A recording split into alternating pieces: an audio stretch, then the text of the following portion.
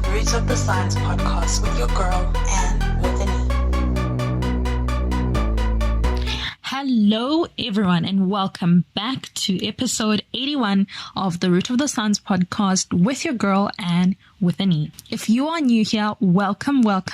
I always love having new listeners, and it's always such a great pleasure to have you on. Make sure that you follow the show on Instagram, Twitter, and Facebook at the Root of the Science podcast or the Root of the Science pod. And to my loyal listeners who keep on coming, thank you so much. Because of you, we have recently reached a new milestone, over 8,000 downloads. Yeah, 80 is coming as long as you guys keep on listening.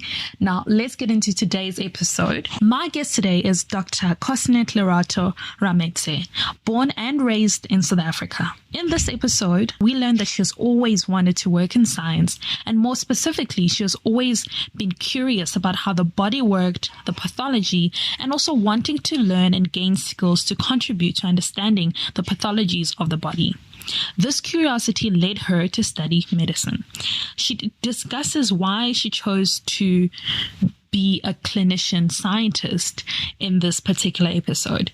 Currently, Lerato is a PhD candidate investigating the impact of the asymptomatic sexually transmitted infections on HIV susceptibility in the penis through the Division of Immunology at the University of Cape Town, South Africa. Lerato tells us about this fascinating research and why it is so important. She goes on to explain why she chose to specialize in the field of immunology and how she dealt with some of the social changes during her academic career. Tune in as we hear about all of this and so much more. Let's go. Hi, Lerato. Welcome to the show. Hi, Anne. Thank you so much for having me. It is such a great pleasure. I always love connecting with new people. So before we get started, let's give everybody a brief introduction. So who is Lerato? Where are you currently based? And just quickly, what are you currently doing? So I was born and raised in Limpopo province, a rural area called Ramadikana, and eventually moved to Joburg and studied in Cape Town for my undergrad and current postgrad. So I'm currently a clinician by profession, but also I'm currently doing my PhD in the Division of Immunology at the University of Cape Town. So I'm based in Cape Town at the moment. Oh, fantastic. So just in your little introduction, one can see that you've traveled quite a bit across South Africa. And in fact, you describe yourself as a person who loves to travel and you love music and, people just generally. So before we get into the science, can you just explain why these different aspects of yourself are so important than you just being, a scientist? One of my beliefs is that human beings are created for community. So that's why I love people. I love networking. I love meeting people, and I love doing life with people. And I feel that relationships, whether it being family or friendship, I think they're very pivotal to just life and the essence of life. And I think music is life. I don't know if you like music, Anne, but wow. I love music. I can't sing, but I love it. Really? I absolutely love music. I actually sing as well. But I think that it's so powerful. I'm so grateful for all the artists that have created amazing music in different genres, because I also think it's a way of connecting with ourselves. I don't know what life would be without music. I love it when I have guests who can sing. I think we should have like a whole idols, but for people in STEM, because we have some really fantastic people who can sing. I'm not going to put you on the spot and say, please belt me out a tune, but what type of music do you like to sing when you are singing? Firstly, it will be Christian music, gospel music. I also love R&B. I love soul music. Those are the main ones. We hear that you love music and you love traveling. So taking it back to the very beginning, how do you then end up in science? Take us, what are some of the influences and, what is the root of your science? How did it all begin? Whenever I'm asked this question, I always feel like it's so multi-layered, because I think that, at different aspects of your life, you have different affirming experiences or different factors that kind of influence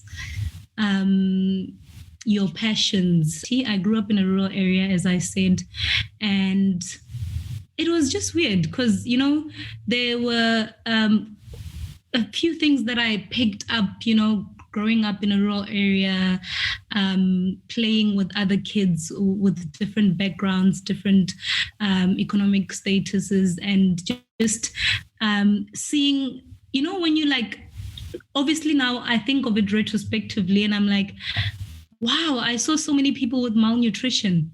But I knew, as a young child, I used to wonder, what is going on? There's just something that's not normal about this hair. There's something that's not normal about tummy, or even things like, given our history in our country, a lot of people in the rural area had their partners work in the city, right? And so often what happened back in the days was that often people came back when they were sick, particularly in the era of when HIV started. And so a lot of people came back with TB.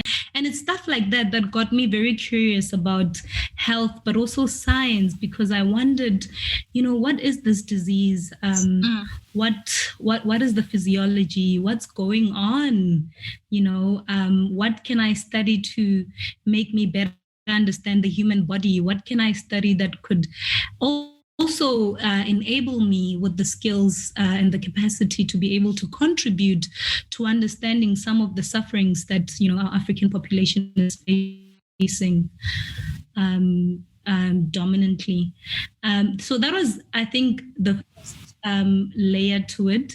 But also, my mother is a school teacher, and so she's always taught technology, science, and science technology. And so I think that also probably contributed to why I had an interest in science, because going to high school and primary school, I just always enjoyed the subject. I can understand. And it's really beautiful that, your surrounding kind of shaped where you wanted to be. And it's really great that those were like a major influence, and your mom as well, teaching these subjects. So one can really see that, it really, really started from the grassroots. Okay, so given that context which you gave for us, did you always know that you wanted to be a doctor? I mean, like I said, I think because of that curiosity around especially diseases that I saw in my community, I always knew I wanted to do something in health. But when I progressed to high school, I just knew from high school that, I absolutely love science, but I also still have this deep curiosity around understanding the human body, human pathology, but also wanting to learn and to get skills to contribute to the understanding of these pathologies. And that's how I ended up at med school, and I got into UCT medical school, actually. I did my undergrad here. Okay, fantastic. So Lerato, do you get this question a lot? You go to med school, you go to med school, and you do your time, and you're qualified as a doctor. One would then assume, that's it, right? You should go and become a doctor, because that's every almost Black parent's dream, that their child becomes a doctor. What made you say, what, I want to go further? Because I actually only recently learned. Firstly, to answer the question, do I get this question a lot? Yes, especially now I'm doing my PhD. Everyone is like, why are you even here? Secondly, I had no idea that this is the route I would have taken. But basically, when I got to med school in my second year, I just kind of realized that I'm sure a lot of people are aware that medical school is there's a lot to learn in very limited time. Yeah. And given the kind of personality that I have, or even maybe what I was more curious about and my passions, I found myself struggling a lot in terms of not having enough time to explore what we were taught. So I just felt like a lot of the data that we were taught was more of, this is what's been shown and this is what you just need to know in order for you to be a good clinician. I felt like there was not enough time to say, but how was it generated? And also to just even scrutinize, some of the data that we use to set up guidelines in terms of managing our African populations. What I found is that a lot of the data and the textbooks were founded in first world countries. And that concerned me a lot because I was like, this is great. And I'm in no way not appreciating the work that's been done, but where is the work that's been done in our populations, and are they the same? If people were to do more of the same work in our context, would they find the same values? How we defined certain pathologies, would it be the same for different ethnic backgrounds? Stuff like that. But I don't think being just a medical student afforded me the opportunity to explore those things because, again, as I said, the timetable is quite packed. It's really, really busy and all of that. But fortunately enough, it was just such a wonderful unveiling because I don't know if you know the late Professor Bongani Mayosi. Yes. Around bless his soul, around 2011, 2012, when I was in my second year, he actually pioneered this program called the UCT Intercalated Program. And the vision that he had, together with Professor Katz Ari, and the vision that he had was to actually promote the generation of clinician-scientists in Africa as a whole, because at the moment we do have very few clinician-scientists, and of the clinician-scientists that we do have in our country, it's often people that have had to take a very long route, or they've done it later on in their ages, and so he felt that, no, man, what if we also start a program in our developing countries that would not only give people the chance to engage in the clinical aspects of things, but also in research, also at a younger age, but also without having to go through the hustle of, specializing first and waiting for many, many years, because that's what people like him had to go through before they could do their PhDs.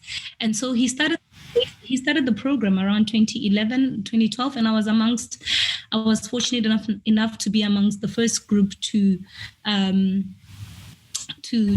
be part of that program. It's been growing since then. It's still ongoing at UCT. I know the vision and the aim is that hopefully in the future, this program could be formalized in other universities around the country, because we do need more clinician scientists. And when that was presented in our class, in my second year, I just knew it was for me. The way they presented it and how they were like, do you feel that you're curious, you ask it. They literally spoke to me. And I was like, oh my gosh, they made a program. Wow. I was so excited. I applied, went to the interviews, everything, and it was successful. And what the program does is that in between medicine, it gives you the opportunity to do an honors degree. And it's their way of saying, have a taste of how the research world is like, so that you kind of decide to do a PhD, because the ultimate goal for them was to get people, especially medical doctors, to do PhDs. And once you have that experience, then you can decide at which level you'd like PhD. Yeah. Wow, I love this idea. It's absolutely fantastic, and it goes to show the importance of people who've kind of walked this path previously. Like you said, that in the past, people had to go kind of the long way around to become a clinician scientist, but now they kind of showing the map and kind of cutting that long route and giving you sort of, dare I say, a shortcut. And also at the same time, it's really great because it kind of shows the younger generation that there is another whole aspect to being a doctor. Like you said, there are people who want to work in medicine or who want to be doctors, but they also have got that curiosity bug of a scientist. Not saying that medical doctors aren't curious, but just that research bug that they want to do. And I think this is such brilliant work, and I really hope that it does get rolled out to other universities across South Africa, across Africa, because we definitely need to hear more about people who are in this line of work. Like I said, I only knew about this, I think sometime last year, where I realized this was actually a field.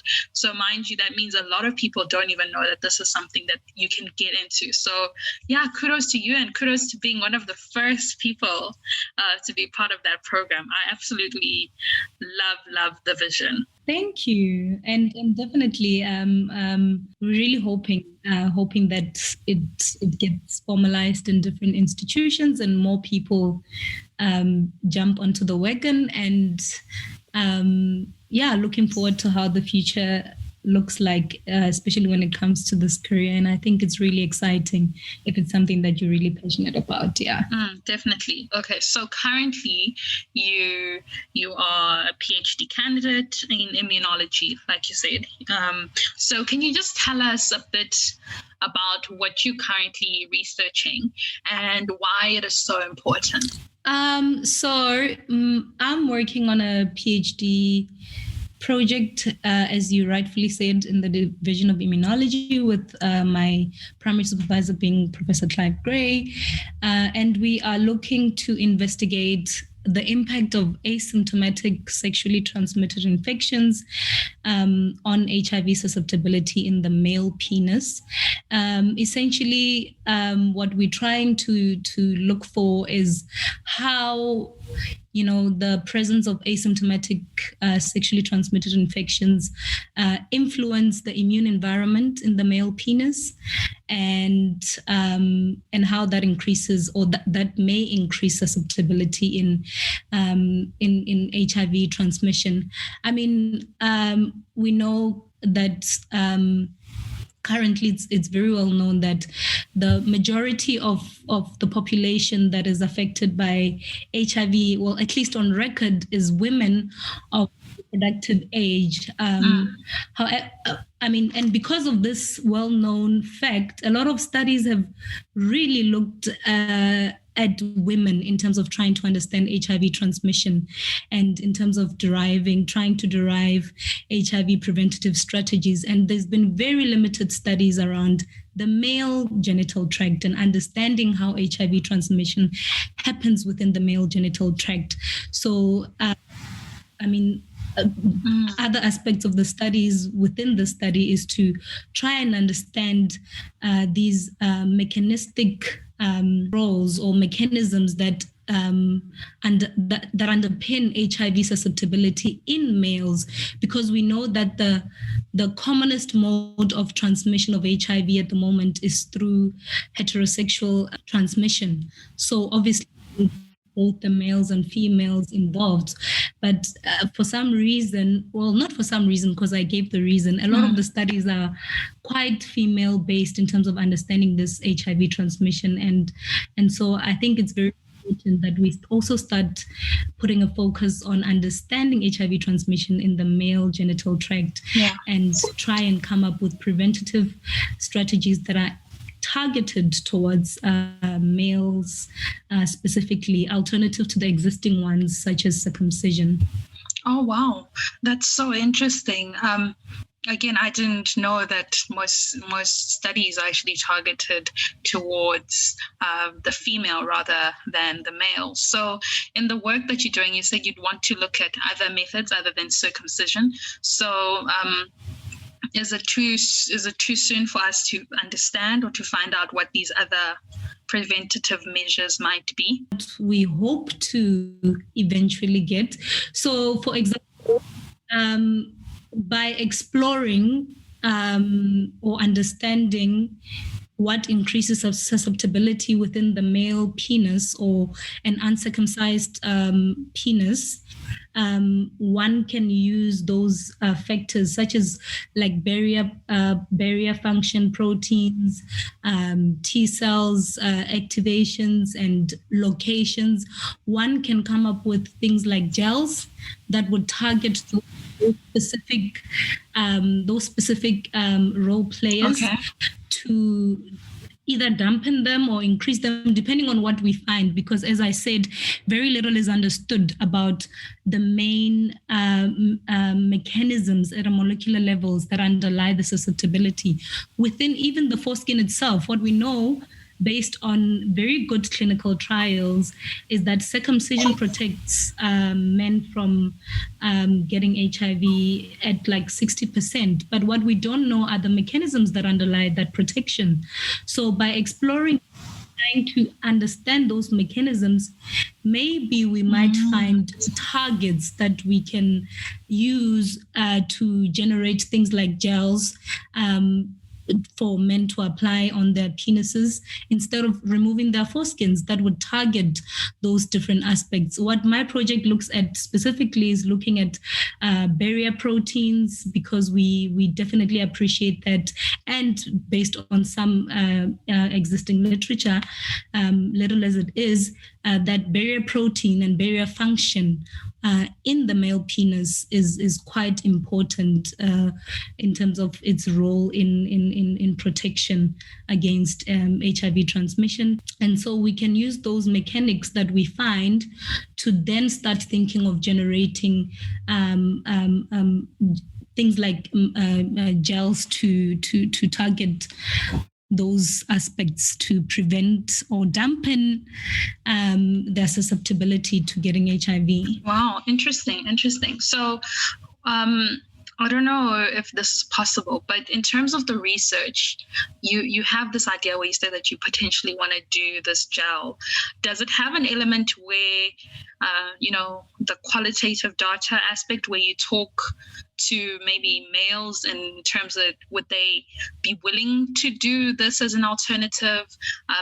Is there an element with that where you kind of get some, I don't know, social acceptance data rather, in terms of if this was introduced, would the men be willing to take this up and actually use it as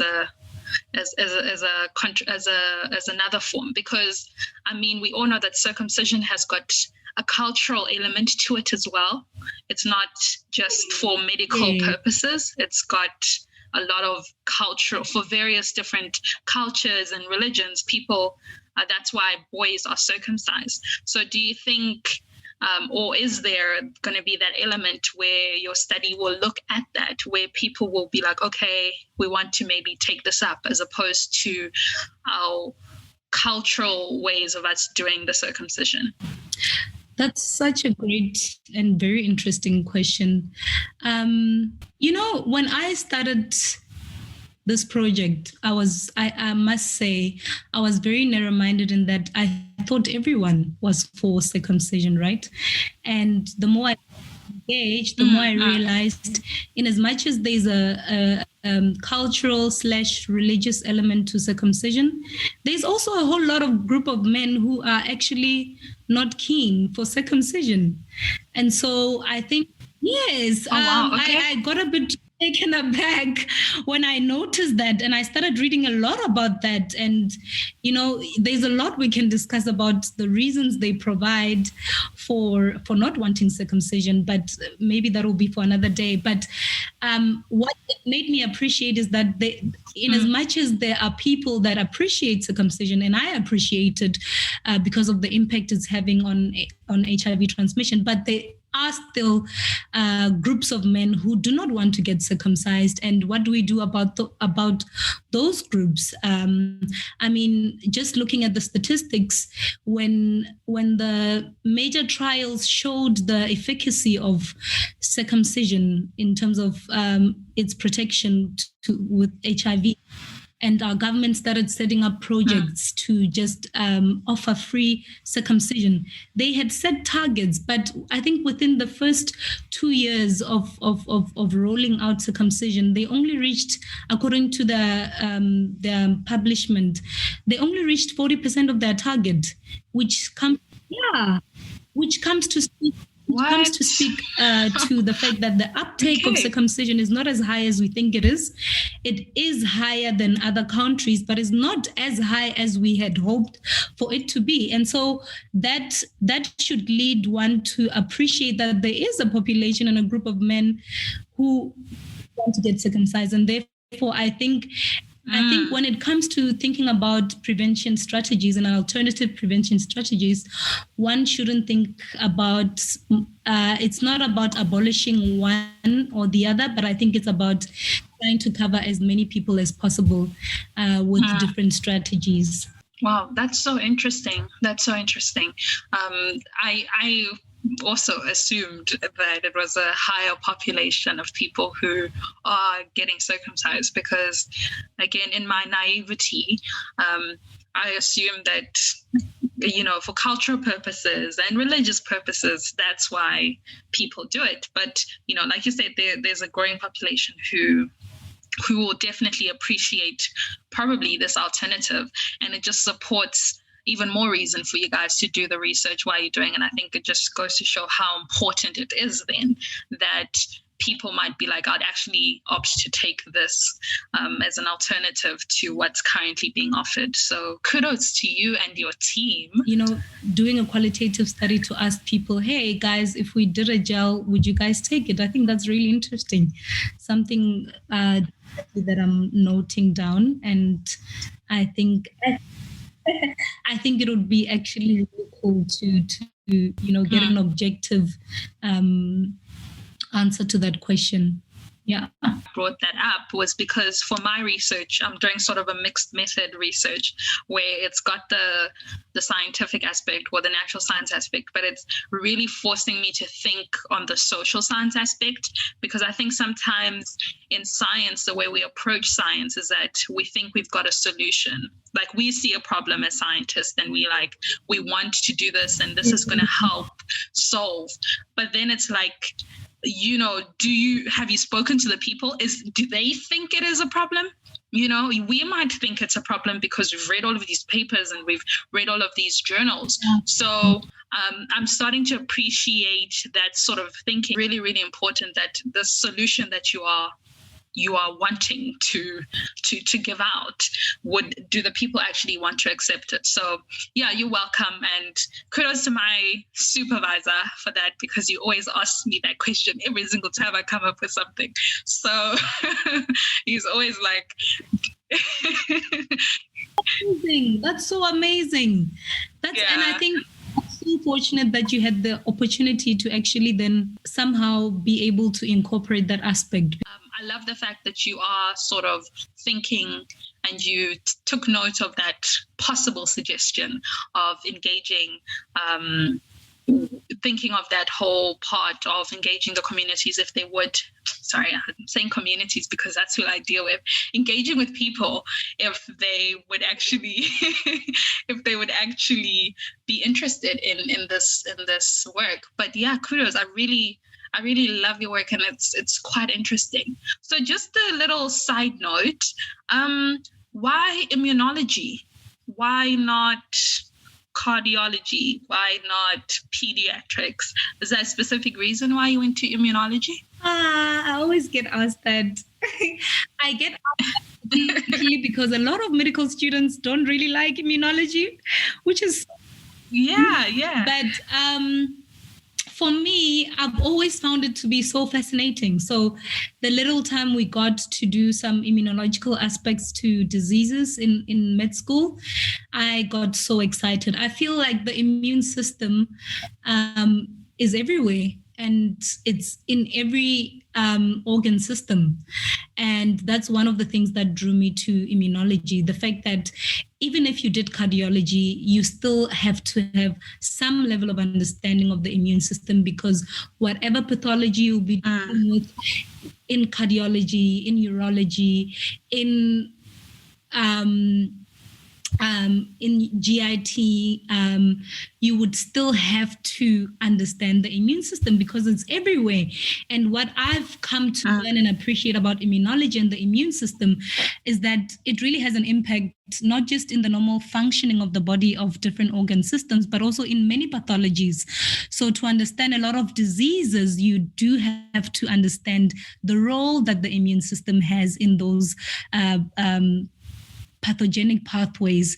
So that's why I'm so interested in the immune system and immunology specifically. That's quite interesting. But, I have to say that now the field of immunology has gotten a huge beef in interest. I mean, the spotlight, thanks to COVID, and, people are more aware that there is a field. Again, I'm going to say this because I always say this, that I didn't even know there was a field called immunology. I really didn't even know that there's, I swear to God, I know people studied like viruses or whatnot, but I had such a shallow understanding of the health sciences, because for me, when I thought health sciences, I thought doctor, dentist, let's see who else. I thought audiologist because I wanted to be one, maybe a physiologist. Those, such a shallow understanding of the health sciences profession and what is actually out there. But I mean, with this whole COVID situation, these professions such as biology and immunology, and also because of Twitter, there was that Black in Immunology Week. And I was like, oh my God, there's a whole field, So it's really great. I know, but I'm saying this because I know there are people who are out there like me. So please don't judge me. Don't judge me. Yeah, so no, I think now people are understanding, okay, maybe there's a huge more buzz for immunology, but I think in the past, a lot of people are like, why, So it's pretty interesting that you chose that field, and I love your answer for it. So I wanted to then go back to where you were telling us that in the beginning,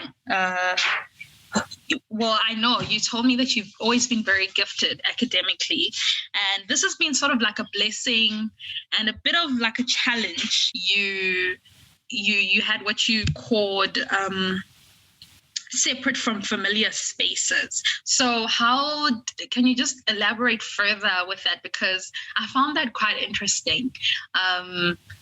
Yeah, so I mean, as we discussed at the beginning, that I believe in community and relationships and doing life with people, and so it's a huge aspect of who I am. And so, I went to a small primary school in a small Afrikaner town in Dendron Primary School. And so most of the people that I went to primary school with, we all kind of went to the same high school. So you can imagine we formed deep relationships from literally grade 1 all the way to high school. So I always had deep relationships with my classmates. Our classes were always friends. I still have people that I'm still connected to now from my primary school because life was so great, and even in high school. But when I got to high school, in grade 9, because of my academic performance, I was progressed to the next grade. And so I had to start grade 10 within the first 3 months of the year. So that meant that I had to leave that class, and this is the class that I've always been with basically my whole life. These were my people. And so I had to now get into a new class. These are people that were a year ahead of me, even though some of them were people that were in the same primary school, but they were not in my class, you know. So by familiar spaces, I mean, I had to now, you know, reconnect, form new relationships, get to know new people. Not that I'm against meeting new people, but that was really difficult, right? Because we had dreams and visions together that, oh, we're going to get to matric together. This is how we're going to do school trips. This is how we're going to high school. This is how we're going to do, you know, life in grade 12, you know, all these things, you know, because as human beings, as I said, above and beyond the achievements, it's about the connection with other people and just doing life and growing.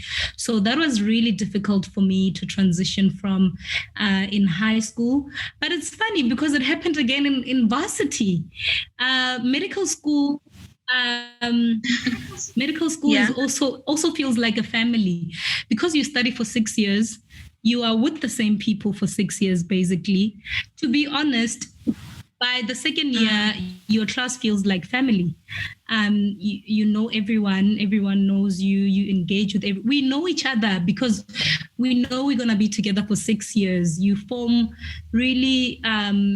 strong relationships with people if you're a social person, that is of which I appreciate the aspect of life. And so again, then comes this program that really gets me excited, honestly. But at the same time, what it meant is that I had to then let go of my class that I bonded with in the first 2 years of my medical school. And I had to join a new class. That's when I did my BSc Med Honors in Infectious Diseases and Immunology. And then I had to go back and rejoin third year. So what that meant is that the class that I had started with in first year was a year ahead of me now. And that was also a very difficult transition because again, new spaces, new friendships. And again, you plan these things. In first year, you know, in the clinical years, this is going to be my clinical partner. You've already planned that this is what we're going to do at grad ball. Oh, my word, I can't wait. It's just, you know, it's that I had to deal with having to let go of my previous classes and almost like starting a whole new life. It was so difficult, but it's okay because I still met amazing people, even in the two parts. And yeah, it worked, but it was sacrifice for sure. Very difficult because I still remember even when the class that I started with graduated, I was so happy for them. Still didn't regret my choices that I made, but it was like, oh, my people, you know? Yeah. Well, you see, I really love that because this is some things that we don't really talk about because, you know, this whole moving and shifting of how you had a specific goal and a specific vision. And with that specific goal and that vision, you had to sort of get out of that idealistic plan that you had in your head. And I think it also goes to show the importance of, you know, staying in your lane and sticking it through, even though some other people seem to be like ahead, but you can take that moment to be like, okay, I know why I'm here. And it's not always easy. It really isn't. So the fact that you were able to go through it and come out of it, it's really quite interesting. I think, you know, I found it very interesting because I think a lot of other people can relate for various different reasons, be it moving to a new country or moving to a new city. There's always that, like, I had a plan. And I personally, for me, I had it when I transitioned from honors until my master's to my PhD because honors until my master's because, you know, honors level, everybody's like a family and we all like stress together. That master's is like oh my God, I'm on my own, so it's quite different, and you kind of have to meet different people. So yeah, I really appreciated you being open and honest about that. Yeah. So Lerato, we've had such a fantastic chat, and we can talk for hours, clearly, but I would just love for us to sort of wrap it up. We've heard your journey coming from when you were a young rural girl who loves music, and now you moved and you did medicine, and you went on to do this clinical research to become a clinician-scientist. Well, you are a clinician-scientist. For somebody who's listening and is inspired by your journey, be it for STEM in general or just for life, what sort of little golden nuggets would you give them of some lessons that you've learned along the way? I think to start off generally, in as much as I know that sometimes in life we don't have many options, but if you do have the option, don't ever do things out of convenience. Do it because you really want to and because your heart is there. Because I think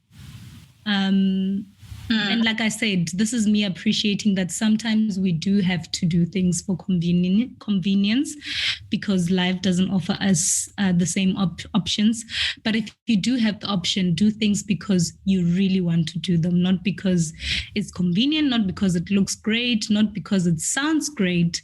Do it because you really like it, because I think it just makes the pursuit of whatever it is way more worthwhile to do it because you love it and you enjoy it. I think that's really important. In terms of pursuing science specifically, same thing, but it's a space. I think STEM is a great space for people that are curious. Like, you need to be curious, and there's room. I'm so grateful for so many of the transformations that are happening, that are allowing, and the doors that have opened for people, more and more people to enter into the space, and even women. There's still a lot of challenges, but at least there's progress. So there is room, and there's room for everyone. And yeah, come join us, guys. Come do it. It's exciting. Yes. Come through and come join us. Oh man, I thoroughly enjoyed chatting with you. Thank you so much for sharing your story and your journey, and also just the amazing work that you're doing. I wish you all of the best. Thank you so much, and it was really nice chatting to you. Yeah, and to everybody else who's tuned in, thank you so much for tuning into another episode of the Root of the Science podcast with your girl Anne with an E. Until next time, goodbye.